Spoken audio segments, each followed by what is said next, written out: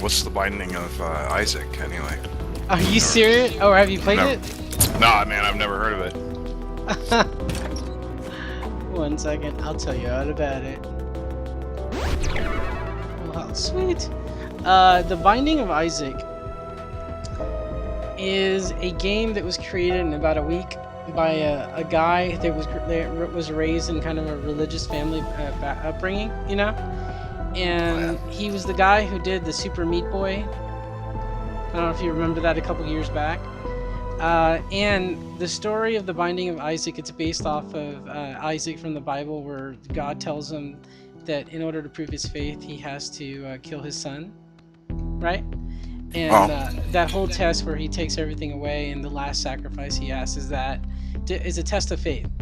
And the game is based off of a little boy named Isaac, whose mother is this like crazy religious lady, and she hears the voice of God, and long story short, tells her that Isaac is impure, and to test her faith she needs to cleanse him from the earth and kill him. Oh, Jesus. Yeah, he goes into his room and jumps into there's a door under his bed, and or rug or something, and it takes him to the basement. And in the basement, he's just trying to escape his mother, and there he fights, he has a spiritual and physical fight. He encounters the reanimated dead bodies of the aborted fetuses of his mother, his brothers and sisters. Yeah, dude, yeah. It's out there. And and he has to basically fight his own demons as a pure character, and his mother's demons, and get through these different levels to overcome it. And his only weapon since he's a pure soul, are his tears. So the entire game he's like crying, and it's kind of based off of like the Legend of Zelda format, where you have all these rooms and power-ups, and you have to, it has that feel. Oh, I see. It's pretty out there, dude. Yeah, it sounds pretty twisted. It's pretty cool though. It's an underground favorite.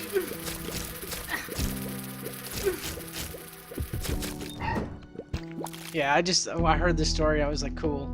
He was featured in the movie, what was it called? Indie Story. He had a 30-minute interview on there, and I watched it. And since I watched that, I was like, oh, dude, what playing this game is like